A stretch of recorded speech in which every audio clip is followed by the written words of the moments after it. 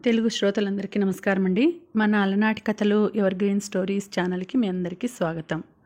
నెలవంక నవల వింటున్నామండి. రచన శ్రీమతి మాదిరెడ్డి సులోచన గారు. ఇక ఆలస్యం చేయకుండా మనం కథలోకి వెళ్ళిపోదామండి.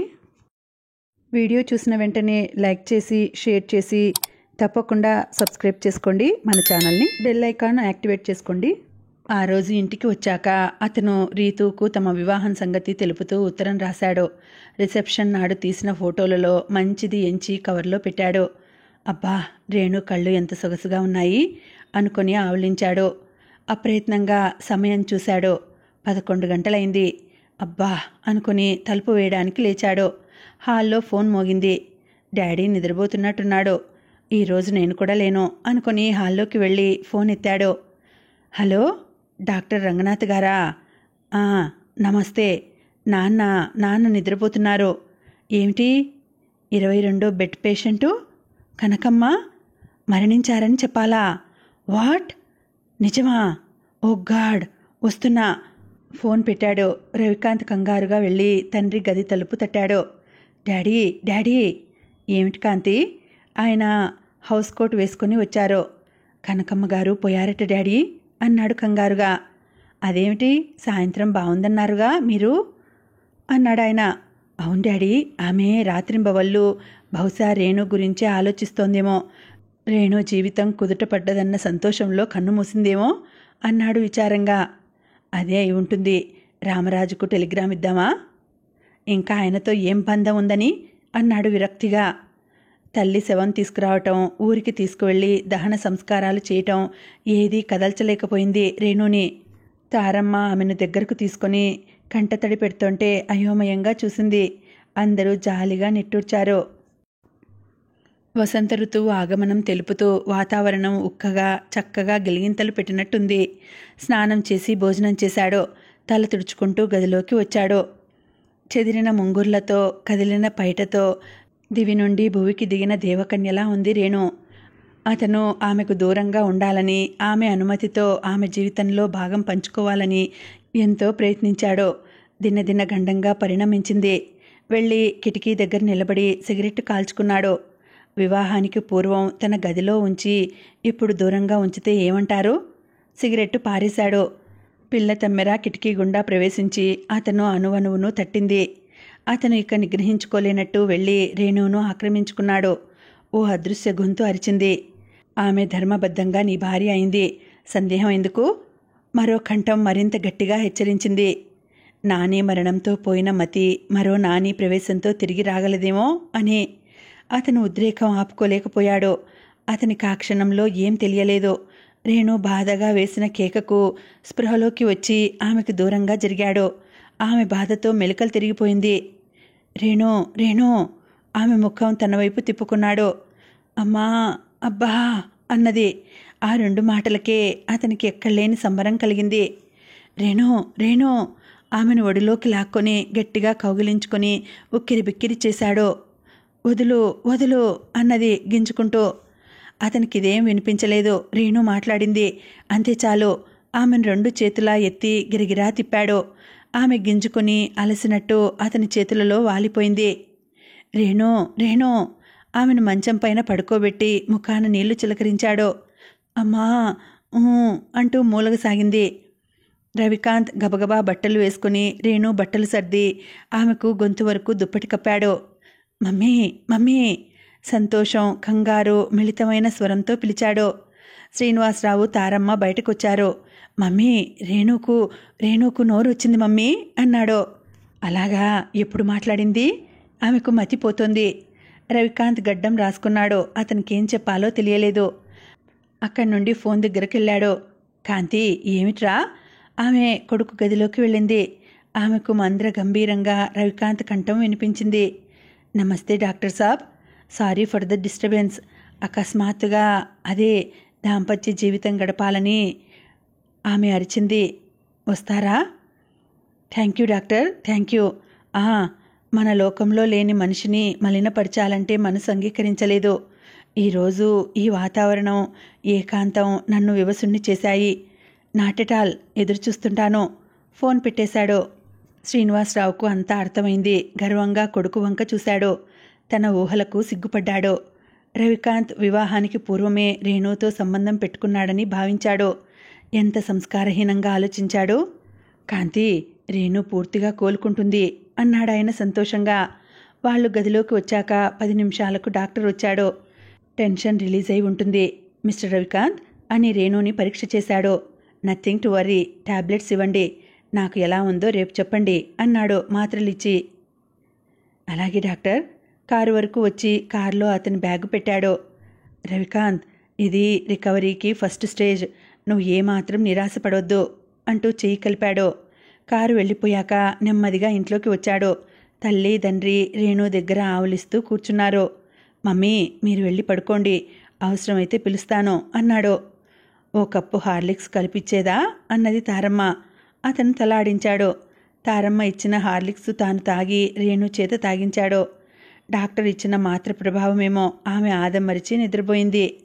రవికాంత్ అలాగే ఆమె ముఖంలో మారే రంగులు చూస్తూ కూర్చున్నాడు. తెల్లవారుజామున ఎప్పుడో నిద్రలోకి జారిపోయాడు. టీ తీసుకోండి. ఎక్కడిదా వీణానాదం? కళ్ళు విప్పాడు. కడిగిన ముత్యం లాంటి రేణు టీ కప్పు ట్రేలో పట్టుకొని నిల్చుంది. రేణు, సంభ్రమ ఆశ్చర్యాలతో పిలిచాడు. అన్నది. టీ కప్పు అందించింది. లేచి కూర్చుని టీ తీసుకున్నాడు. నేనెవరో గుర్తించావా? చూశాడు టీ తాగుతూ. మీరు మీరు నా భర్త అన్నది చిలుక పలికినట్లు. రేణు, భర్తనా? ఇంకేమంటుందో చూద్దామని అడిగాడు. అమ్మ చెప్పారు కదా, టీ తీసుకువెళ్ళి నీ భర్తకివ్వు అని అన్నది మెల్లగా. రేణు, జరిగిందేం గుర్తులేదా? ఏం జరిగిందండి? అమాయకంగా అడిగింది. అతని ఉత్సాహం చల్లబడిపోయింది. కాస్త చల్లబడిపోయిన టీని గబగబా తాగేశాడు. అంటే స్తంభించిన వోకల్ కార్డ్స్ మాత్రమే చలనం పొందాయన్నమాట. అతను స్నానం చేసి వచ్చాడు. టిఫిన్ ఇక్కడికి తెమ్మంటారా? డైనింగ్ హాల్లోకి వస్తారా? ముద్దుగా అడిగిందామె. వస్తున్నాను. రేణు, ఇలారా దగ్గరగా పిలిచాడు. ఆమె దగ్గరగా వెళ్ళింది. అతని శరీరం నుండి వచ్చే సబ్బు వాసనలు కాబోలు తెరలు తెరలుగా తేలివచ్చి హాయిని గొల్పుతున్నాయి. ఆ హాయి తాలూకు అనుభూతి ఆమె ముఖంలో చూడగలిగాడు. నీకు మీ అమ్మ, అక్క, బావ, నాని ఏం గుర్తుకు రావటం లేదా? ఆమె ఆశ్చర్యంగా అతని వంక చూసింది. చెప్పు రేణు, ఏం గుర్తుకు రావటం లేదా? పద్మ చనిపోయింది. నాని మరణించాడు. మీ అమ్మ. ఆగిపోయాడు. ఆమె ముఖంలో కండరాలన్నీ బిగించుకుపోయాయి. ఏదో గుర్తుకు తెచ్చుకోవాలని వృధా ప్రయాసపడింది. అమ్మా అంటూ తల పట్టుకొని పడిపోయి మూలగసాగింది.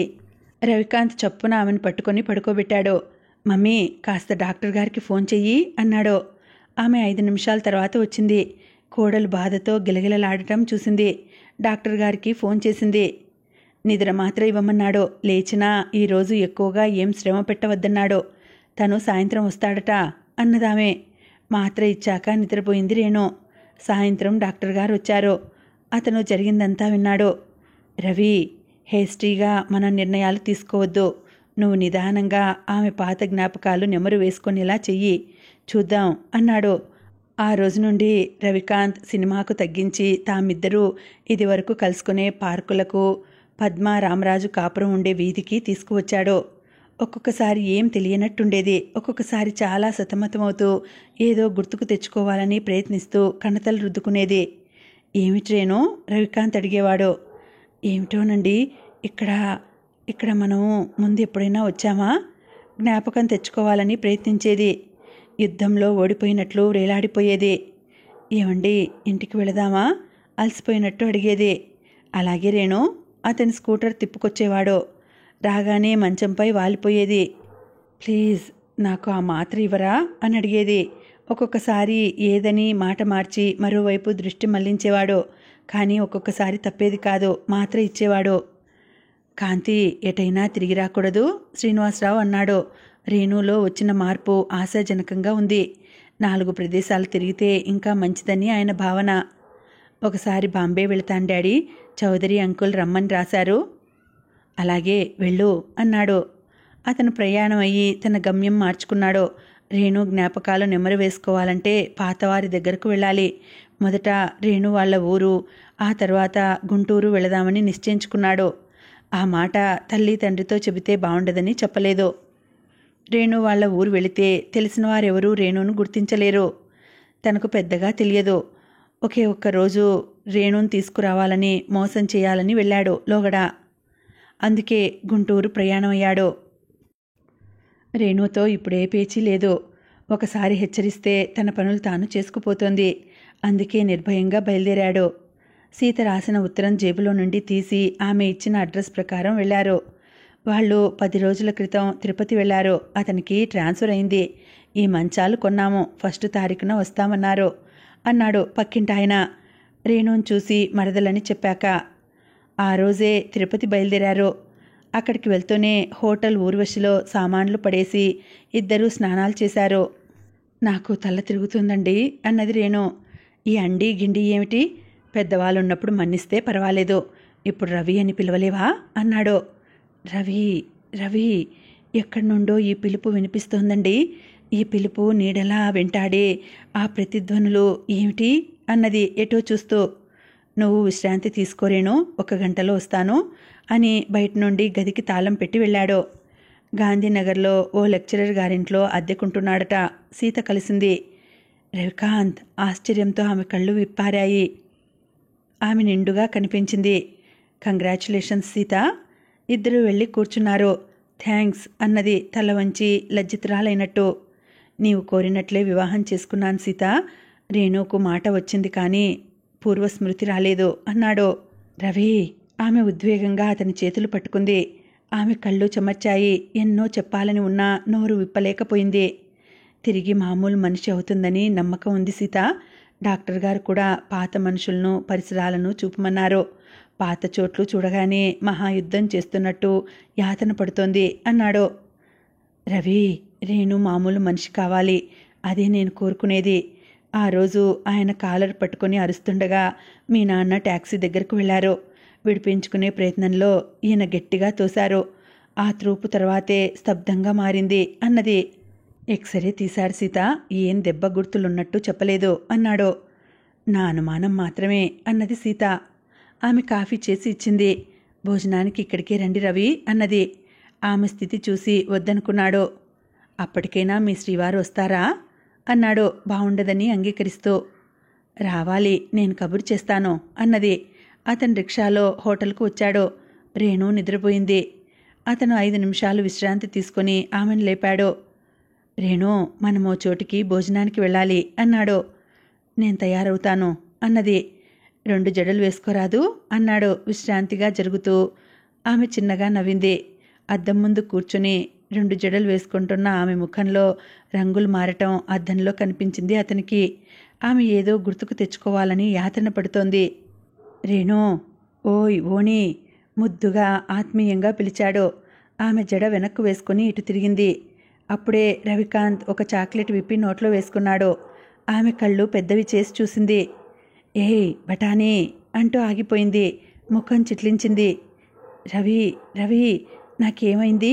నా చెవుల్లో ఈ ప్రతిధ్వనులేమిటి? నన్నెవరో వెంటాడుతున్నారు అని వచ్చి భయంతో హత్తుకుపోయింది అతన్ని. లేదు లేదు రేణు లేదు, నేనుండగా నిన్నెవరూ వెంటాడరు. బలంగా ఆమెను అదుముకొని ఆమె ముఖం పైకెత్తి నుదురు అదరాలు చుంబించాడు. ఆమె అతన్ని చూస్తూ అలాగే నిలబడిపోయింది. వెళ్దామా? కౌగిలి వదులు చేస్తూ అన్నాడు. ఎక్కడికి? ఆమె అడిగిన తీరు ఆశాజనకంగా ఉంది. మరబొమ్మలా తను చెప్పింది చేసే రేణు ఎదురు ప్రశ్న వేసింది. అతను అలాగే ఆమె నెత్తి గాలిలో ఎగురవేసి దింపాడు. గబగబా వెళ్ళి ఇంటికి కనెక్షన్ అడిగాడు. ఫోన్ మీద తల్లి దొరికింది. Mummy mummy. రేణు మాట్లాడటమే కాదు ఎదురు ప్రశ్నలు వేస్తోంది. చాలా ఇంప్రూవ్మెంట్ మమ్మీ. మళ్ళీ రాత్రికి మాట్లాడతాను మమ్మీ. ఫోన్ పెట్టేశాడు. రేణు అతన్ని ఆశ్చర్యంగా చూసింది. నేను రోజూ మాట్లాడుతూనే ఉన్నాను కదా, మళ్ళీ అమ్మకలా చెప్పారేం? మీ ఆరోగ్యం బాగుందా? ఆదుర్దాగా అడిగింది. ఓ సారీ రేణు, కంగారులో ఒక మాటకు మరో మాట చెప్పాను. రా వెళ్దాం. ఆమె నడుము చుట్టూ చెయ్యి వేశాడు. ఇది హోటల్. దూరం జరిగింది. ఇద్దరూ క్రిందికి వచ్చేసరికి ఓ విద్యార్థి గుంపు అక్కడ ఉంది. మీరు క్రికెట్ ప్లేయర్ రవికాంత్ కదూ? ఒకతను ముందుకు వచ్చి అడిగాడు. ఏం చెప్పాలో తెలియలేదు. కాదంటే వాళ్ళు ఊరుకోరు. ఒకప్పుడు అన్నాడు చిరునవ్వుతో. అందుకే ఒక వ్యక్తికి ఏదో ప్రత్యేకత ఉండాలి. అది నలుగురు గుర్తించినప్పుడు కలిగే ఆనందం అంతా ఇంత కాదు. ఇప్పుడెందుకు ఆడటం లేదు సార్? మీరు బౌలింగ్ చేస్తుంటే చాలా బాగుంటుంది, మానేశారేం? ఇంకా వారిని అడిగేదేముంది? కొందరు రేణు వంక చూశారు. రేణు అయోమయంగా చూసింది. ఆమె కళ్ళ ముందు అందమైన యువకుడు నూనూగు మీసాలతో క్రికెట్ ఆడుతున్నాడు. ఆ తర్వాత ఆ స్థలంలో అందమైన అమ్మాయి వచ్చింది. ఆమె ఆట ప్రారంభించింది. వామనగుంటలు ఆడుకోక క్రికెట్ ఆడుతోందిరా? కోలాటం అనుకుంది. కాదు, గచ్చకాయలు అనుకుంది. కిలకిలా నవ్వులు. అమ్మాయి వేసిన బంతి అబ్బాయి గుండెలను తాకింది. Well done Renu, well done. అమ్మాయి చప్పట్లు. ఓణి. ఎక్కడి నుండో ఓ గొంతు కర్కశంగా వినిపించింది. రవి. అక్కడ అందరున్నారని మరచి అతన్ని హత్తుకుపోయింది. రవి వాళ్లకు జవాబు చెప్పి బయటపడేసరికి మరో అరగంట పట్టింది. మీరు క్రికెట్ ప్లేయరా సార్? చెప్పలేదేమిటి?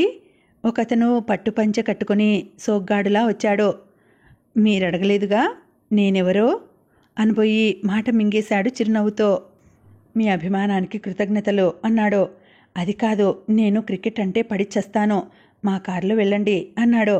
అబ్బే వద్దండి, మొహమాట పడ్డారు. అదిగో ఆ కార్లన్నీ నావే సార్, అవన్నీ ప్రైవేట్ ట్యాక్సీలు, ఇది నా స్వంతం ఫారిన్ది, టయోటో కరోలా. మాకు డబ్బు సంపాదించడం తెలుసు, కానీ ఆడేవారన్నా పాడేవారన్నా అభిమానం సార్. అతను అంటున్న తీరుకు అతని అభ్యర్థనను కాదనలేకపోయాడు. మీ అభిమానానికి కృతజ్ఞుణ్ణి. రారేను అంటూ వెళ్ళి ఎర్ర రంగుతో మెరిసిపోయే టయోటా కరోలాలో కూర్చున్నాడు. రేణు కూడా వెనకే ఎక్కింది. ఇద్దరు రామరాజు ఇంటి ముందు దిగి 2 అడుగులు వేశారు. రండి రండి, ఆయన వచ్చారు. ఏమండి రండి. సీత ఉత్సాహంగా ఎదురు వచ్చింది. రేణు ముఖంలో రంగులు మారాయి. ఆమె ముఖం ఎర్రగా కందగడ్డలా అయింది. అప్పుడే తల వంచుకుని రామరాజు వచ్చాడు. అతన్ని చూస్తూనే అదిరిపోయింది రేణు. నోరు విప్పి గర్జిస్తున్న పులిలా కనిపించాడు. నరవాసన పసిగట్టి నాలుక నమరుకుంటున్నట్టు అనిపించింది. అమ్మా! కెవ్వున కేక వేసి భర్తను హత్తుకుపోయింది. రేణు! అతను వీపు నిమిరాడు. అమ్మో, చచ్చిపోతాను, చంపేస్తాడు, చంపేస్తాడు. చిగురు టాకులా కంపించిపోతూ అతని భుజంపై వాలిపోయింది. రేణు! అని అదిరిపడ్డాడు. ఒళ్ళంతా చెమటమయం అయింది. రేణు వేళ్లాడిపోయింది. సారీ సీత. రేణుని ఎత్తి వెనక సీట్లో పడుకోబెట్టాడు. నేను వస్తాను రవి. సీత ముందు సీట్లో కూర్చుంది. ఆమె డాక్టర్ పేరు చెప్పింది. డ్రైవర్ స్టార్ట్ చేశాడు. వీధి చివరకు వచ్చేసరికి అతనికి అసహనం పెరిగిపోయింది. డ్రైవర్, నువ్వు తప్పుకో. రవికాంత్ డ్రైవింగ్ సీట్ తీసుకున్నాడు. సీత వెనక్కు వచ్చింది. రవికాంత్ చేతుల్లో కారు విమానంలా దూసుకుపోయింది. ఒక రిక్షా, ఒక మనిషి దాదాపు క్రింద పడబోతూ తప్పించుకున్నారు. అరే మురుగా! డ్రైవర్ అనుకోబోయి రవికాంత్ గంభీరమైన ముద్ర చూసి మాట మింగేశాడు. 5 నిమిషాల్లో ఆసుపత్రి ముందు ఆగింది కారు. అతను జంప్ చేసినట్టు దిగి రేణును చేతులపై ఎత్తుకున్నాడు. డాక్టర్ పరీక్ష చేసి ఇంజెక్షన్ ఇచ్చాడు. షీఈజ్ అండర్ షాక్, మరేం పర్వాలేదు అన్నాడు. ఆ టెన్షన్కో మరేమిటో గాని సీతకు నొప్పులు ప్రారంభమయ్యాయి. ఆమెను రవికాంతే గైనిక్ వార్డులో చేర్పించాడు. డ్రైవర్ను వాళ్ళ ఇంటికి పంపాడు. అక్కడ రామరాజని ఉంటారు, పిలుచుకురా అన్నాడు. అటూ ఇటూ తిరుగుతూ గడిపాడు. చూడు రేణు, దైవదర్శనం అయింది. నిన్నో చోటికి తీసుకెళ్తాను, వస్తావా అన్నాడు. బొట్టు క్రింద బొట్టుతో గమ్మత్తుగా కనిపించిందామె. అన్నది నీరసంగా నవ్వుతూ. ఆమెను తీసుకుని సీత దగ్గరకు వెళ్లారు. సీత కొడుకును అడ్డంగా వేసుకుని పాలిస్తోంది. వీళ్ళని చూసి పమిటి సర్దుకుంది. బిడ్డను ఉయ్యాలలో వేసింది. రవి, ఇక్కడ ఒక్క క్షణం వీరిని ఉంచొద్దు. రేణు కళ్ళల్లో భయం రెపరెపలాడింది. రవికాంత్ నోరు విప్పేలోగా మెరుపు దాడి జరిపింది రేణు. సీత కొడుకుని తీసుకుని దొంగలు తరుముతున్నట్టు పరిగెత్తుకు వెళ్ళింది. రేణు, రేణు! రవికాంత్ వెంటపడినా వినలేదు. అతను కారు చేరుకునే లోపలే డ్రైవర్కి ఏం చెప్పిందో గాని కారు వెళ్ళిపోయింది. అసలే పిచ్చిది, పసివాణ్ణి ఏం చేస్తుందో కంగారుగా వచ్చాడు రామరాజు. రవికాంత్ తల ఎత్తి చూశాడు. అతని కళ్ళు ఎర్రగా మారాయి. నా బాబేడి రవి? నీ బాబు రేణు దగ్గర క్షేమంగా ఉన్నాడు సీత. ఇప్పుడు తీసుకువచ్చామంటే మరో షాక్ తింటుంది. 2 ఏళ్లుగా ఆమె చావు బ్రతుకులతో పోరాడుతోంది అన్నాడు గంభీరంగా. రవి, అలాగే ఉండని. ఈ బాబు వల్లనైనా ఆమె మనసు కుదుట పడుతుందనుకుంటే ఆమెకు మా వల్ల జరిగిన అన్యాయంలో కొంత న్యాయం జరిగిందని భావిస్తాను అన్నది నిబ్బరంగా. హృదయపూర్వకంగా అంటున్నావా? నిజం రవి, ఆయన స్వార్థంతో రేణును నాశనం చేశారు. కానీ నేను మాత్రం ఆమె మంచి కోరి ఆయన వెంట వచ్చాను. సీత, ఏమిటి నీ ఉపన్యాసం? అవతల బాబు ఏమవుతాడో అని నేను కంగారు పడుతుంటే అన్నాడు ముఖం చిట్లించి రాజు. రేణుది అమృత హృదయం, వాడినేం చేయదు. Thank you Sita, thank you. నువ్వు విశ్రాంతి తీసుకో, నేను మళ్ళీ వస్తాను. ఈలోగా అవసరం అనుకుంటే ఫోన్ చేస్తాను. అతను బయటికి వచ్చి రిక్షా ఎక్కి హోటల్కు వచ్చాడు. హోటల్ వాళ్ళందరికీ రేణు ఒక పజిల్లా తయారైంది. మా స్నేహితులకు మొదట ఓ అబ్బాయి పుట్టాడు. వాళ్ళ నిర్లక్ష్యం వల్ల అబ్బాయి పోయాడు. అందుకే వాళ్ళ దగ్గర ఉండరాదని క్లుప్తంగా చెప్పాడు. ఓ, అదా సంగతి. చాలా సున్నితమైన మనసు గలవారన్నమాట. అందరూ రేణు వంక జాలిగా చూశారు. ఆమె ఒడిలో పసివాడిని వేసుకుని కూర్చుంది. వచ్చారా రవి? వీడు లేస్తే గొడవ అవుతుంది కానీ వెళ్ళి పాల సీసాలు, పాల డబ్బా, ఫ్లాస్కు పట్టుకురా అన్నది మెల్లగా. అతను వచ్చి మంచం చివరన కూర్చున్నాడు. రేణు, వాడు సీత బాబు, అలా తీసుకురావచ్చా? మరి నా బాబును వాళ్ళు సీత ఆమె భర్త తీసుకున్నారు. అదే గుర్తుకు రావటం లేదు. మీరు ఊళ్ళో లేరు కదూ? ఆమె ముఖంలో రంగులు మారాయి. అతనికి తెలుసు మళ్ళీ ఏదైనా గుర్తుకు తెచ్చుకోవాలనుకుంటే స్పృహ తప్పిపోతుందని. నేను ఊళ్ళో లేకపోయినా అన్నీ తెలుసు. నువ్వేం దిగులు పెట్టుకోకు, పాల సీసాలు తెస్తాను అని అతడు లేచాడు. క్రిందకి వచ్చి ఆసుపత్రికి ఫోన్ చేసి విషయమంతా చెప్పాడు. ఏమిటి సీత, ఇక్కడ గది బుక్ చేయాలా? అలాగే, నువ్వేం కంగారు పడకు, వాడు నీ కొడుకేనని అంగీకరిస్తోంది అని ఫోన్ పెట్టేశాడు.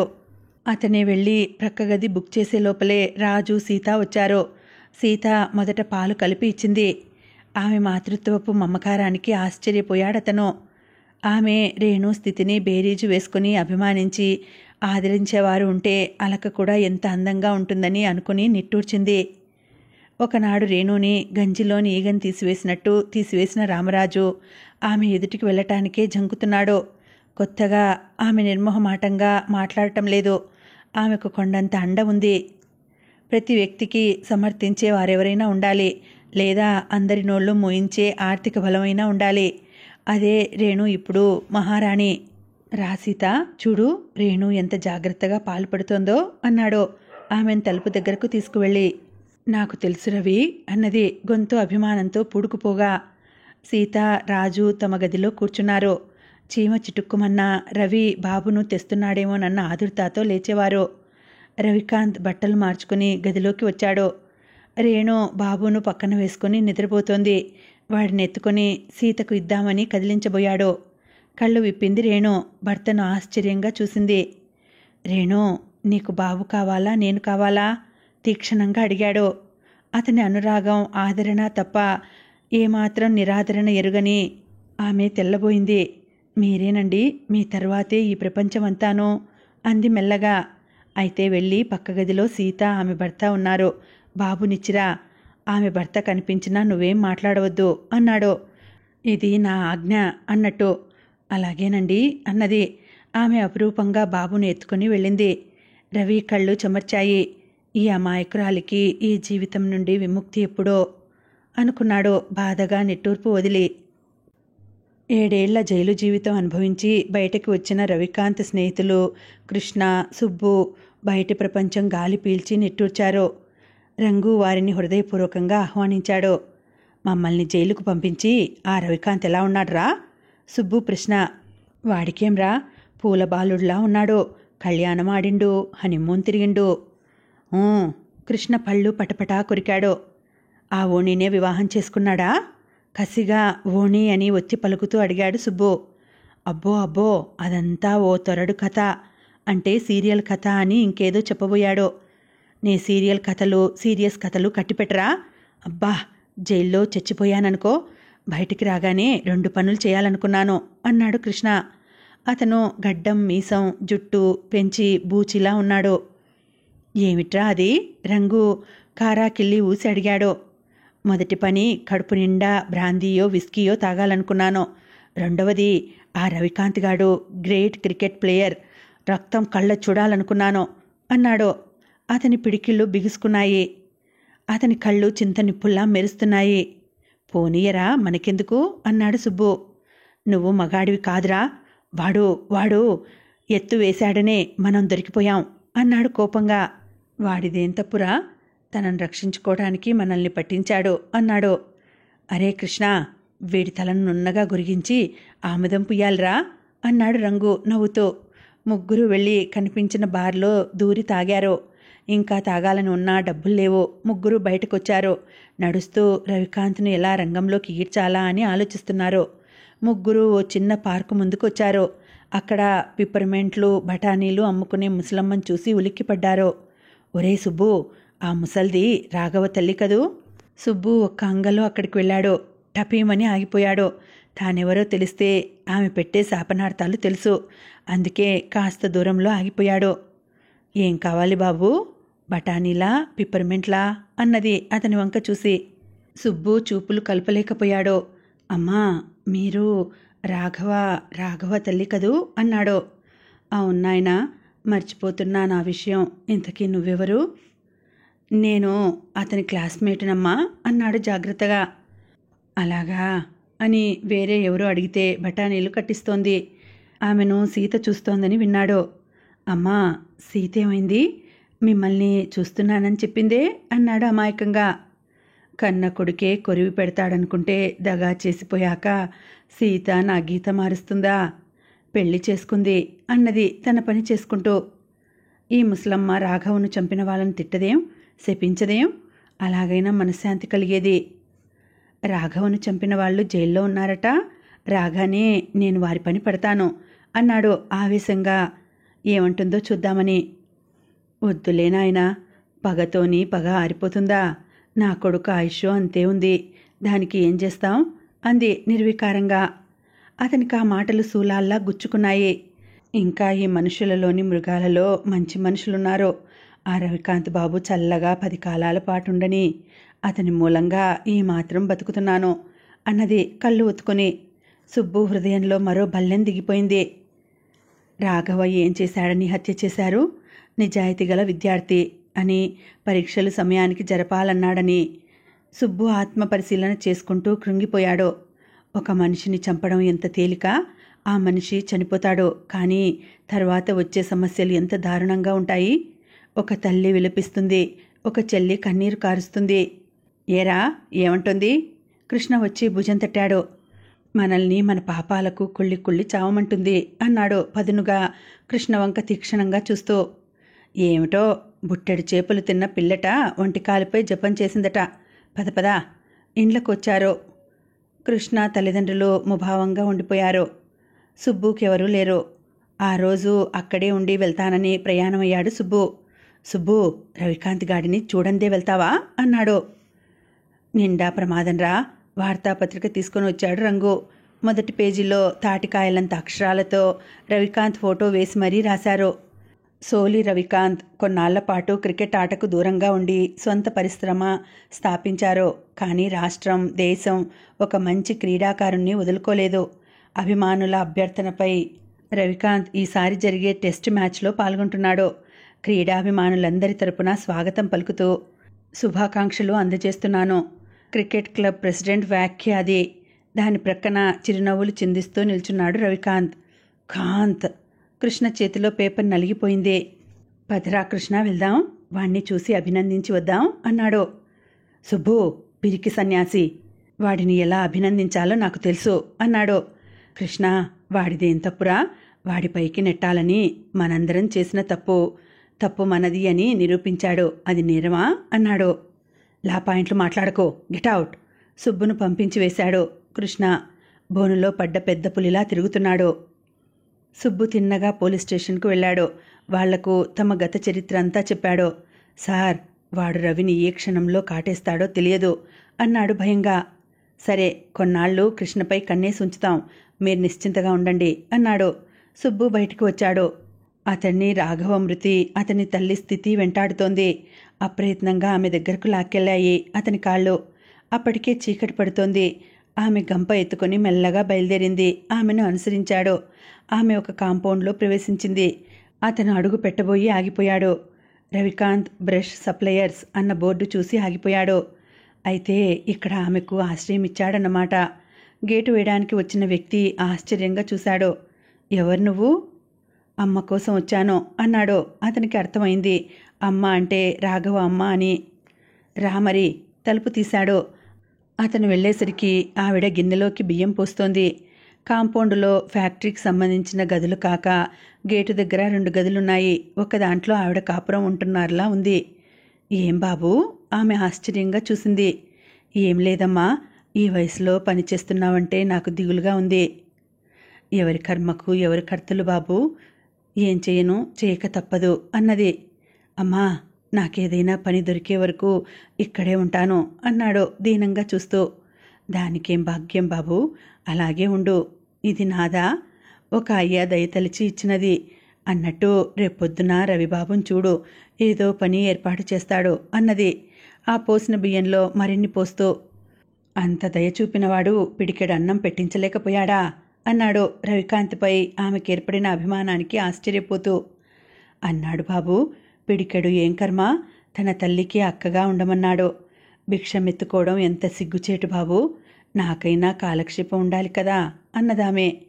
దేశంలో ఎందరో తేలికగా బ్రతికేయాలనుకుంటారు. ఎంత ఉన్నతమైన ఊహ, ఎంత ఉదాత్తమైన భావం రాఘవ తల్లికి అని దయ తలిచాడో. తనను క్షమించాలనేముంది, ఏమో భవిష్యత్తు తన మారిన మనసుకే రాయించి అలా శూన్యంలోకి చూస్తున్నాడో. కష్టాలు సుఖాలు ఆటుపోట్ల వంటివి తను చూస్తుండగానే ఎన్నో జరుగుతున్నాయి. అతని దృష్టిలో అప్పుడే పైకి వస్తున్న త్రయోదశి నాటి క్షీణ చంద్రుడు కనిపించాడు. అదే చంద్రుడు మరో పక్షం రోజులకు పూర్ణచంద్రుడు అవుతాడు. అలాగే ఈ జీవితాలేమో అనుకుంటూ అలాగే కూర్చుండిపోయాడు. రవికాంత్, రేణు ఇద్దరూ బయట లాన్లో క్రికెట్ ప్రాక్టీస్ చేస్తున్నారు. ముదురు ఆకుపచ్చ చీరలో మెరిసిపోయే ఆమె అందం చూస్తూ బాల్ వేయటం మర్చిపోయాడు. ఇలా అయితే టెస్ట్ మ్యాచ్ ఆడినట్టే అన్నది చిరుకోపంగా. ఫీల్డ్లో ప్రియురాన్రు ఉండరు, ప్రత్యర్థులుంటారు అన్నాడు చెమట తుడుచుకుంటూ. ఆ సాయంత్రం విజయ్ పెండ్లి రిసెప్షన్ ఉంది. పిలుద్దామని వచ్చిన శ్రీనివాసరావు వాకిట్లోనే నిలబడి రేణును కన్నార్పక చూశాడు.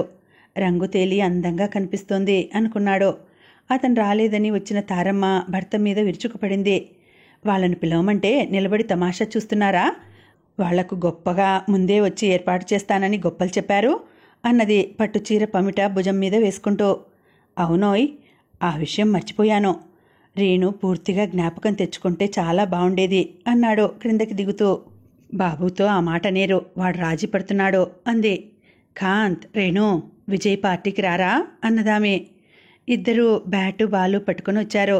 సారీ మమ్మీ, మీరు ఏర్పాట్లు చూడాలేమో, మీరు వెళ్ళండి, మేము స్కూటర్పై వస్తాం అన్నాడు రవికాంత్.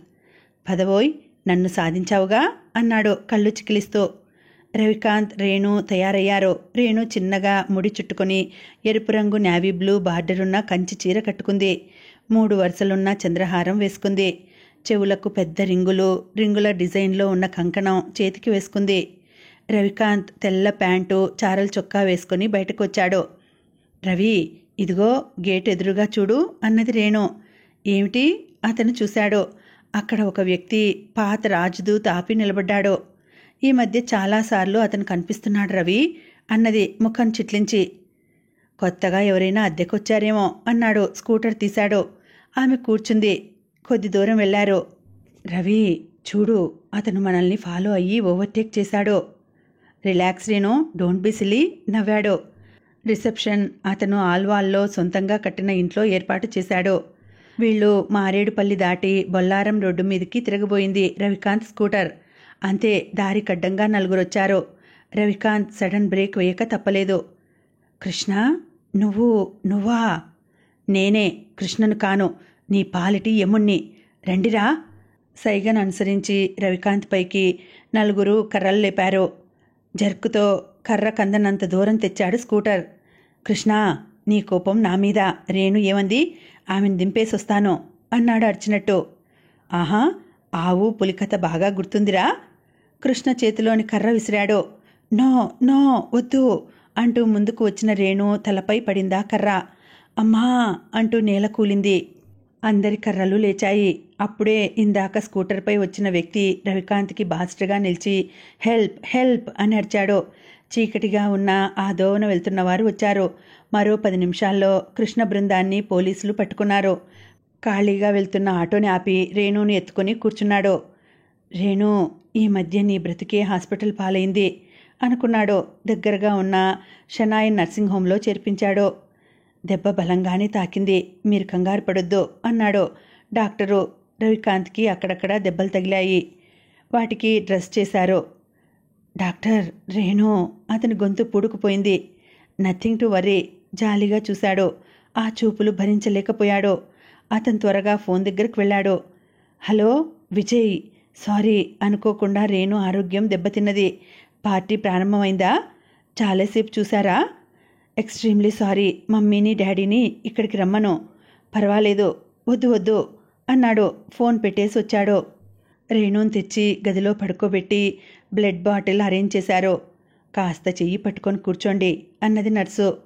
ఆమె చీర జాకెట్టు తీసి మీద తెల్లకోటు తొడిగినా అతని కళ్ళ ముందు రక్తసిక్తమైన గుడ్డలతో పడి ఉన్న రేణే కనిపిస్తోంది. మరో గంటలో కంగారుగా తారమ్మ, శ్రీనివాసరావు, సుబ్బు, కొందరు స్టాఫ్ వచ్చారు. ఏమిట్రా ఇది? తారమ్మ కొడుకుని చూసి ఏడ్చింది. నాకేం కాలేదమ్మా, చిన్న దెబ్బలే. రేణుకు మాత్రం మాట పూర్తి చేయలేకపోయాడు. నాకు తెలుసమ్మా, ఆ కృష్ణ ఇంతకు తెగిస్తాడని అన్నాడు Subbu. Thank you mister Subbu, ఒక్క నిమిషం నేను వారిని అందుకోవడం ఆలస్యమైంది అన్నాడు ఇన్స్పెక్టర్ వచ్చి. శ్రీనివాసరావు దంపతులు రేణు దగ్గర కూర్చుంటే రవికాంత్ సుబ్బు రిపోర్ట్ ఇచ్చిన వైనం విన్నాడు. థ్యాంక్స్ రా అన్నాడు ప్రేమగా చూస్తూ. సుబ్బుకు రాఘవ తల్లి అభ్యర్థన మీద ఫ్యాక్టరీలో పని ఇచ్చిన ఒక వర్కర్లాగే చూశాడు రవికాంత్. మనలో మనకు థ్యాంక్స్ ఎందుకు? మీ నాన్నకు చెబితే వచ్చే చిక్కులు తెలుసు. వారం రోజులుగా నీకోసం చూస్తున్నాను. ఫ్యాక్టరీకే రావటం లేదు అన్నాడు సుబ్బు. ప్రాక్టీస్కి వెళ్తున్నాను అన్నాడు క్లుప్తంగా రవి. కంగ్రాచులేషన్స్ రా, మళ్ళీ ఆడుతున్నావు, మాకెంతో సంతోషంగా ఉందో అన్నాడు సుబ్బు. ఏమిటోరా, ఆడాలన్న ఉత్సాహం లేదు. పర్వాలేదు, ఇలాంటివి మనకు మామూలేగా. నువ్వే అలా దిగులు పడిపోతే ఎలారా అని భుజం తట్టి ఓదార్చాడు సుబ్బు. 4 రోజులు గడిచినా రేణు స్పృహలోకి రాలేదు. రవికాంత్ ఆందోళన అంతా ఇంత కాదు. ఒకవైపు నుండి టెస్ట్ మ్యాచ్ గొడవ. డ్రాప్ చేసుకుందామంటే వీల్లేదు. టీం తనపై ఎన్నో ఆశలు పెంచుకున్నారు. స్థితప్రజ్ఞత సాధించాలి. ఎలా సాధించాలి? జుట్టు పీక్కున్నాడు. రేణు, నా జీవితంలో అణువణువు ఎందుకు ఆక్రమించావు? రవి, వెళ్ళి ఆడు నా కోసం. నీ ప్రేమ అపూర్వం, అమరం కావాలి. కానీ అందరి నోళ్లలో నాని అపవిత్రం కాకూడదు. రేణు అంటూ గదిలోకి పరిగెత్తాడు. ఆమె హాయిగా నిద్రపోతోంది. ఓహో, ఇది తన ఊహ కాబోలు అనుకుని గబగబా తయారయ్యాడు. రేణు స్పృహలో ఉంటే ఒక్క పని చేయనిచ్చేదా? ప్రేక్షకులలో కూర్చొని తనకు స్ఫూర్తినిచ్చేది. ఆమె కోమల కరతాళ ధ్వనులు తనకు ప్రోత్సాహాన్ని, ఉత్సాహాన్ని ఇచ్చేవి. అయినా నిబ్బరంగా బయలుదేరాడు. నర్సింగ్ హోంకు వచ్చి రేణు చేతిని తన చెంపల కాంచుకొని నిట్టూర్చి బయలుదేరాడు. Wish you best of luck my boy. Srinivasarao భుజం తట్టాడు చిరునవ్వుతో. సమాప్తం. కథ అయిపోయింది. కానీ నాకు కొంచెం నిరాశ అనిపించిందండి. ఎందుకంటే రేణుకు స్పృహ వచ్చి ఆమె గతం అంతా గుర్తు చేసుకొని తిరిగి అందరితో కలిసిపోయి ఉండింటే బాగుండిండు. కథను అర్ధాంతరంగా ఆపేశారేమో అనిపించిందండి. మళ్ళీ వచ్చే వీడియోలో మరొక మంచి నవలతో కలుసుకుంటానండి. అంతవరకు సెలవు. నమస్తే.